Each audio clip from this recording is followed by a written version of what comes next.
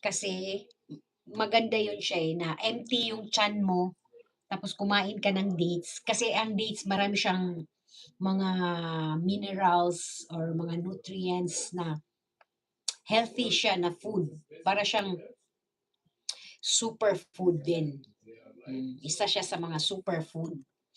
So, although marami namang mga superfood na alam mo kung maraming mga benefits sa katawan. So, since nag-fasting ka at saka yun talaga ang sinusunod na si Prophet Muhammad is after niya mag-break ng kanyang fast is ang una niya talagang kinain is yung dates. So, yun dapat ang sinusunod or yun ang sinusunod ng mga Muslim dahil sunnah yun.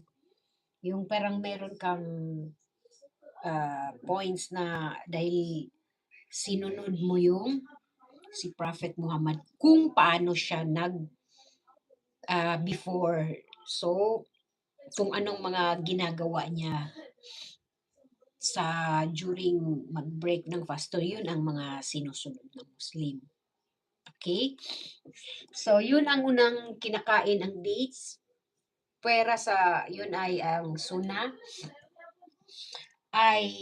Ito ay marami siyang health benefits. Kasi, since empty yung tiyan mo, ang una niyang maa-absorb, yung unang papasok na yung dates. Mas may time niya na ma-absorb kasi yun lang ang food na nilagay mo sa tiyan mo. So, ma-absorb niya yung mga vitamins and minerals na meron ang dates. So, kaya yun talaga yun ang maganda talagang or dapat talagang unang kainin pag nagbe-break ng fasts. Okay? Kasi sunnah yun, unang-una. And then, healthy siya. Sunnah means yung sinunod mo yung si Prophet Muhammad. Kung anong mga ginagawa niya. Okay? Then, yun nga, may health benefits. Okay? Kaya isa siya sa superfood. Sa mga Muslim talagang yun ang superfood ang dates. Okay? Pero kasi kahit ano siya, yung sugary or sobrang tamis ng dates, kahit natural siya, pero syempre pag diabetic ka na, nakakapagpataas pa din siya ng sugar. So, kaya kailangan pa din ng i-control kung ilang piraso lang ang pwedeng kainin ninyo. Hindi siya pwedeng kainin na madami. If healthy naman kayo, then wala namang problem. Kung ilan ang gusto ninyo.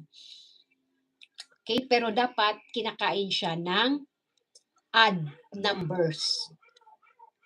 Gaya ng turo ni Prophet Muhammad. Odd numbers. So, hindi ka pwedeng kumain ng even number. So, ibig sabihin odd numbers, ang pwede mong kainin is, ang dapat mong kainin is 1, 3, 5, 7, 9, 11. Pero alam ko hindi naman makakaubos ng 11 kasi sobrang at least kung kulang sa'yo yung 1, then syempre 3. Hindi pwedeng 2.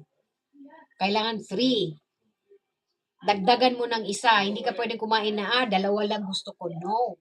Dapat ang kainin mo para may sunnah is odd numbers. 1, 3, 5, 7, 9, 11, 15, 13, 15. Yun. Odd numbers. Okay, guys? So, di ba? Ang dami ko nang binigay sa inyong mga trivia about sa pagfa-fasting. Okay? So, I'll give you more trivia tomorrow about fasting, about Ramadan, and okay, so watch out for our vlog tomorrow, guys. Okay? So, thank you for watching. I'll see you again tomorrow.